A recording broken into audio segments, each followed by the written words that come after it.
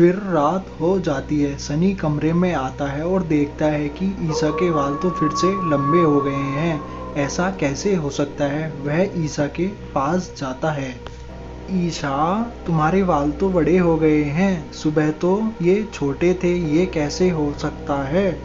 ईशा, तुम मुझसे कुछ छुपा रही हो, बताओ ना। ईशा, बोलो ना। ईशा, ईशा, तुम बोल क्यों नहीं रही हो? बोलो ना, नहीं तो मैं तुम्हारे बाल पकड़ लूंगा। चुड़ैल गुर्राने लगती है और कहती है, ओवे, मेरे बालों को हाथ भी मत लगाना, हा हा हा। ईसा जैसे ही सनी की तरफ घूमती है, सनी ईसा को देखकर डर जाता है। अरे सनी, तुम क्यों डर रहे हो? अरे मर गए रे, मर गए।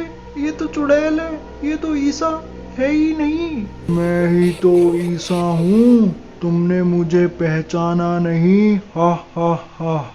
बस आज रात की तो बात है, मैं एक लड़की की और बलि दे दूंगी, फिर मैं सब चुड़ैलों की रानी बन जाऊंगी, हा हा हा। हे भगवान, इस चुड़ैल को तो किसी लड़की की जरूरत है। चुड़ैल घर से बाहर आती है, फिर उसको एक लड़की घूमती हुई बाहर मिल जाती है। वह उसको पकड़कर अपनी गुफा में ले जाती है। अरे ये तो इस लड़की को पकड़कर ले गई, मुझे इसको रोकना ही होगा, नहीं तो यह इस लड़की की बलि दे देगी। सनी अपने दोस्त के घर जाता है, उससे चुड़ैल के बारे में बताता है और उससे कहता है कि हमें उस चुड़ैल को रोकना ही होगा।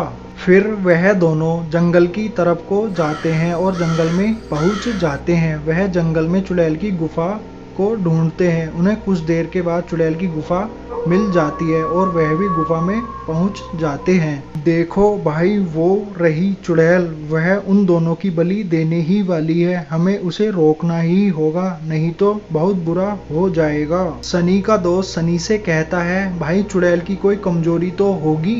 भाई कमजोरी का तो पता नहीं, पर चुड़ैल ने मुझे अपने बालों में हाथ लगाने नहीं दिया था घर पर। चुड़ैल के बालों में ही उसकी सारी शक्तियां हैं, हमें उसके बाल काटने होंगे। वह दोनों चुड़ैल के बाल काटने के लिए उसकी तरफ बढ़ते हैं। वह उसके बालों को काट देते हैं। ये तूने क्या कर दिया? तूने तो मेरे बाल ही काट दिए। तूने मेरा रानी बनने का सपना ही अधूरा रह गया। ये तूने ठीक नहीं किया। और फिर चुड़ैल मर जाती है और ईसा बच जाती है।